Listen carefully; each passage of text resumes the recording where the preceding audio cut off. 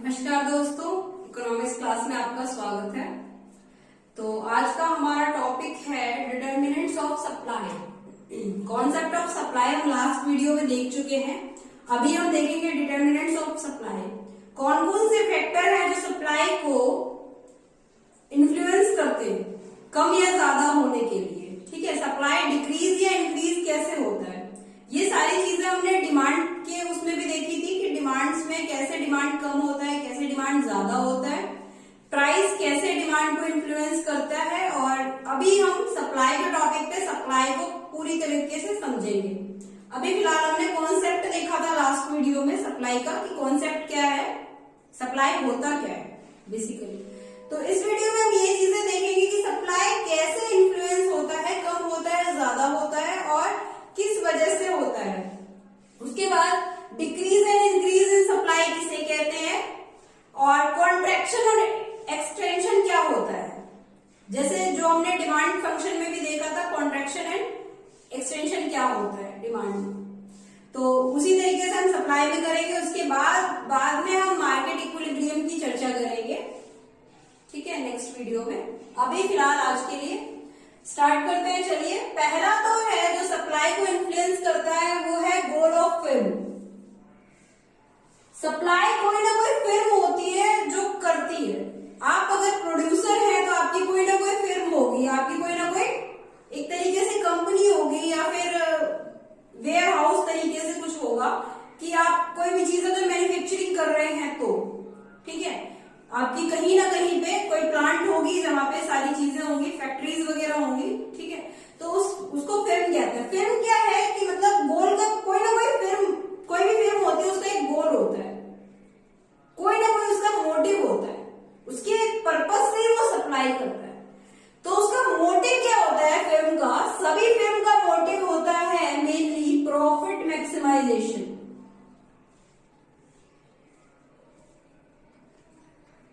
ठीक है, सब चाहते हैं कि इस तरीके से करें कि ज्यादा से ज्यादा प्रॉफिट हम कमा सके। बिजनेस का मेन पर्पस क्या है, प्रॉफिट। ठीक है, कि प्रॉफिट किस तरीके से, कोई भी बिजनेसमैन नहीं चाहेगा कि मुझे लॉस हो। ठीक है, तो ये बिजनेस से कनेक्ट करके अगर आप सोचेंगे तो आपको अच्छे से समझ आएगा। और दूसरी चीज आती है price of goods. Price of goods, आप उसी फील्ड में अपना प्रोडक्शन करना चाहेंगे जिस फील्ड में आपको ज्यादा प्रॉफिट हो। ठीक है, तो गुड्स के क्या प्राइस चल रहे हैं उस टाइम पे, उस पे डिपेंड करता है। अगर कोई चीज महंगी बिक रही है और आपको ज्यादा प्रॉफिट हो रहा है उस चीज से, तो आप भी उस फील्ड में आप अपना बिजनेस स्टार्ट करना चाहेंगे। तो ये हो गया प्राइस ऑफ गुड्स, उस गुड का प्राइस क्या है।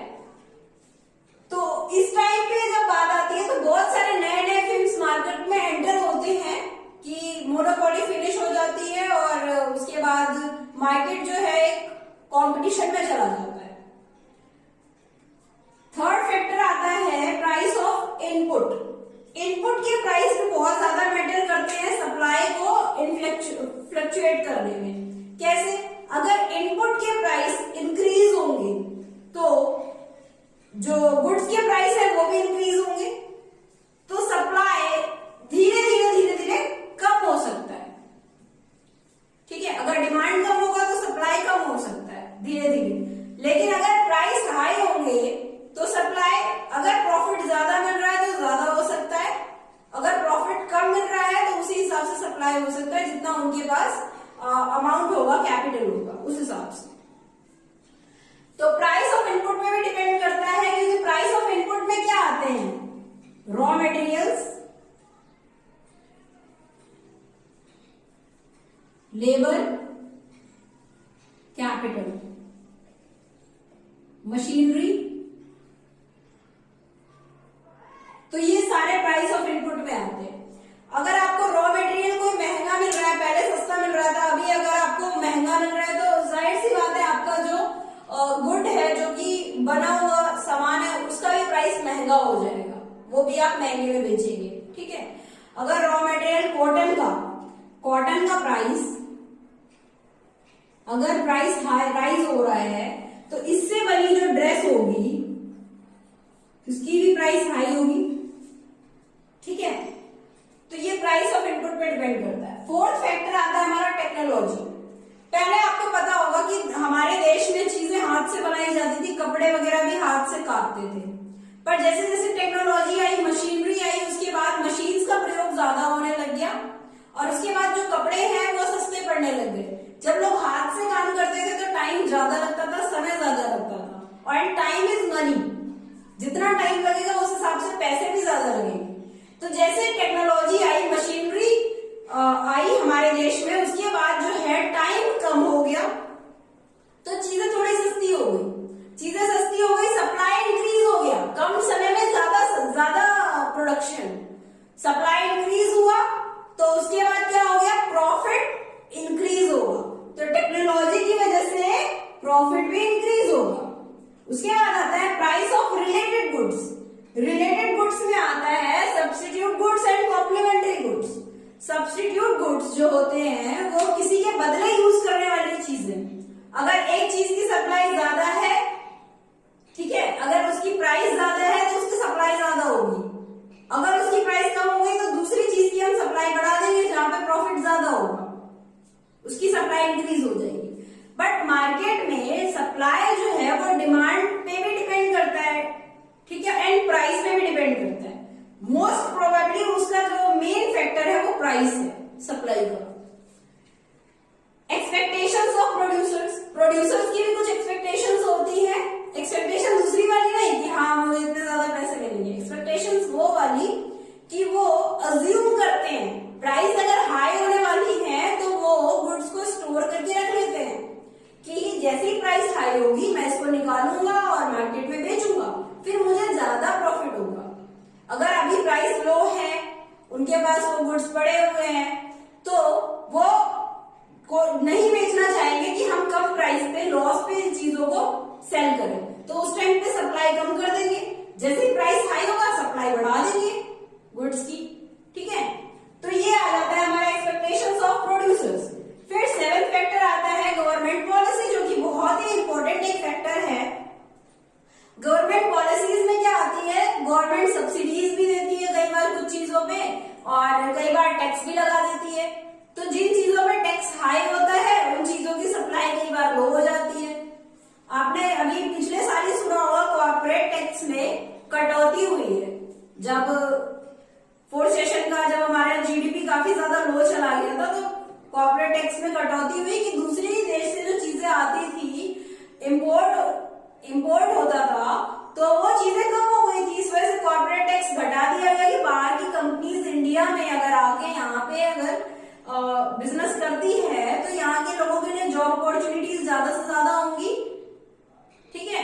तो इसी वजह से डिपेंड करता है गवर्नमेंट पॉलिसीज पे, क्योंकि गवर्नमेंट का ही काम है टैक्स देना, टैक्स बढ़ाना, सब्सिडीज देना। अगर किसी चीज पे जैसे आटे, दाल, चावल पे गवर्नमेंट सब्सिडीज देती है, जो गरीब लोग होते हैं उनको सब्सिडीज देती है, तो उनका सप्लाई ज्यादा होता है। जहां पे गवर्नमेंट टैक्स इंक्रीज कर देती है थोड़ा सप्लाई कम हो जाता है। तो गवर्नमेंट का भी इसमें मेन रोल है, गवर्नमेंट पॉलिसीज का। आई होप आपको ये पार्ट समझ में आ गए होंगे।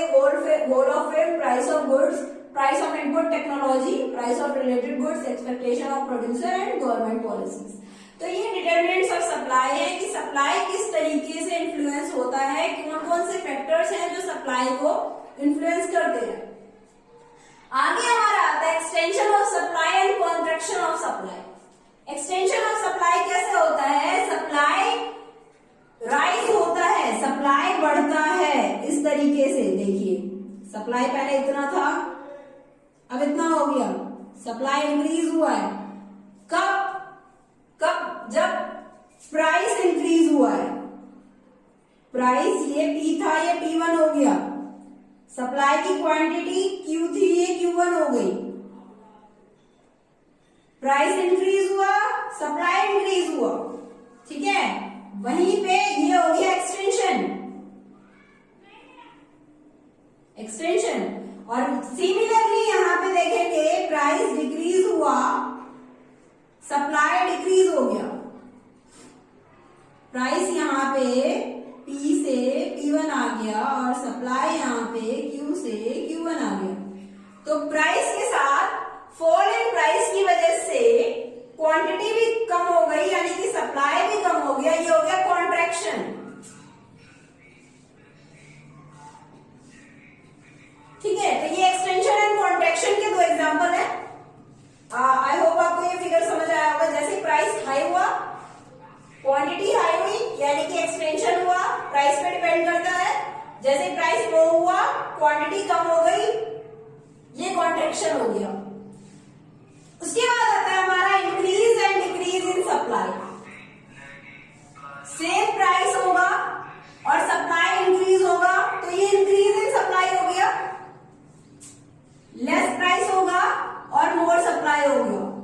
मतलब अगर प्राइस कम होगी और सप्लाई ज्यादा होगा,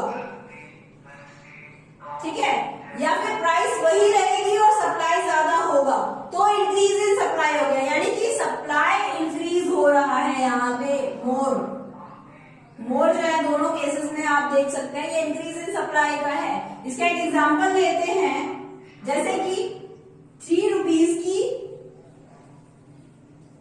कप आइसक्रीम थी, ठीक है, तो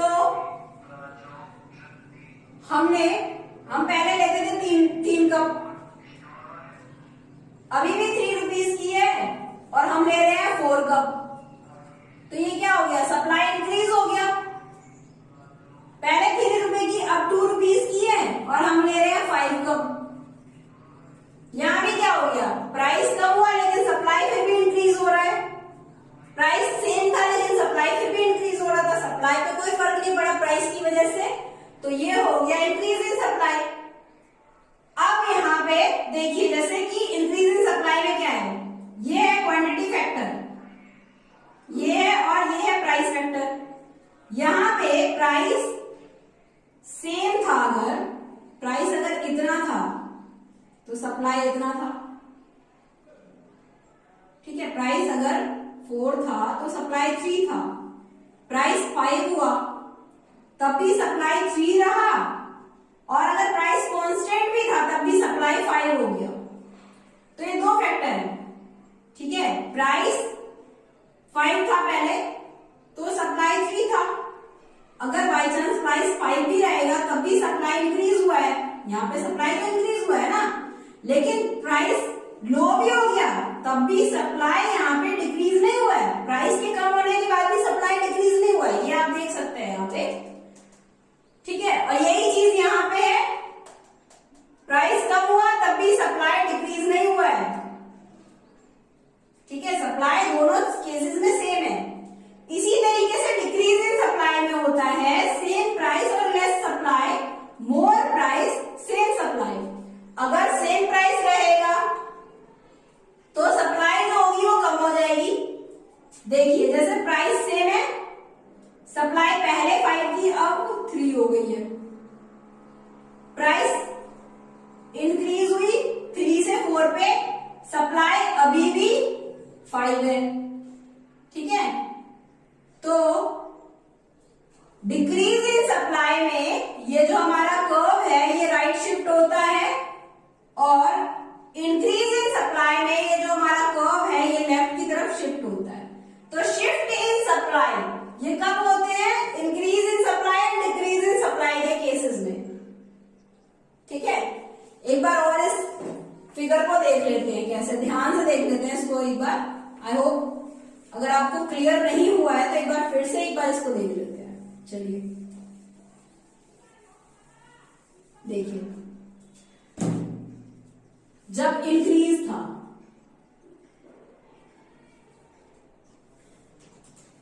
ये प्राइस है और ये क्वांटिटी है, इंक्रीज था, पहले क्वांटिटी थी यहां पे 5 पे और प्राइस था यहां पे 5 पे,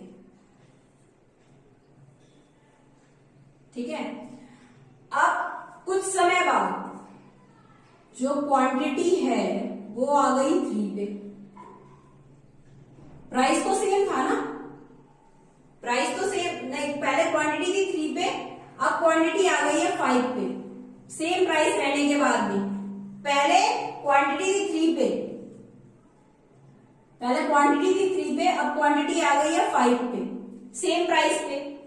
अब इधर से हम प्राइस को घटा के 3 कर देते हैं, प्राइस डिक्रीज हो गई तब भी क्वांटिटी कितनी है, 3 पे ही है। डिक्रीज प्राइस के साथ क्वांटिटी 2 पे नहीं आई, क्वांटिटी 3 पे ही है, तो ये हो गया इंक्रीज इन सप्लाई।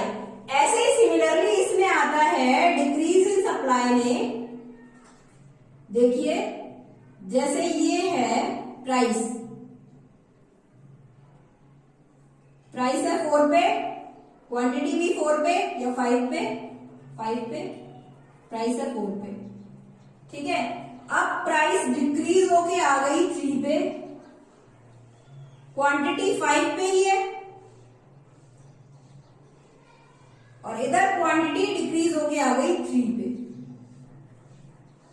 तो यहां पे सेम प्राइस पे, सेम प्राइस पे, सेम प्राइस पे सप्लाई कम हुई है और ज्यादा प्राइस पे सेम सप्लाई रही है, ठीक है। यहाँ पे 5 जो है सेम सप्लाई रहा है,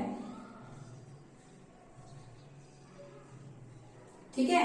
आई होप आपको ये फिगर समझ आ गया होगा अच्छे से, क्योंकि यहाँ पे आप प्राइस को और क्वांटिटी को ध्यान से देखिए किस तरीके से ये है, उसके बाद आपको ये चीज क्लियर हो जाएगी। और आपको ये चीज ध्यान रखनी है, इंक्रीज इन सप्लाई और डिक्रीज इन सप्लाई में प्राइस किस तरीके से मैटर करता है।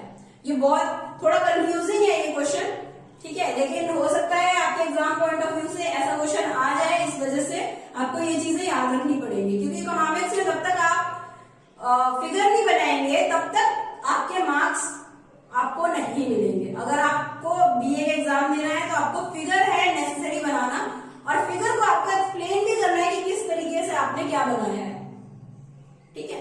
तो और बाकी आपका लिखने का तरीका इस तरीके से होना चाहिए। अगर आप कॉलेज के एग्जाम्स दे रहे हैं तो आपका एक लिखने का पैटर्न होता है जिसके हिसाब से आपको मार्क्स मिलती है। पहले आप लिखेंगे इंट्रोडक्शन,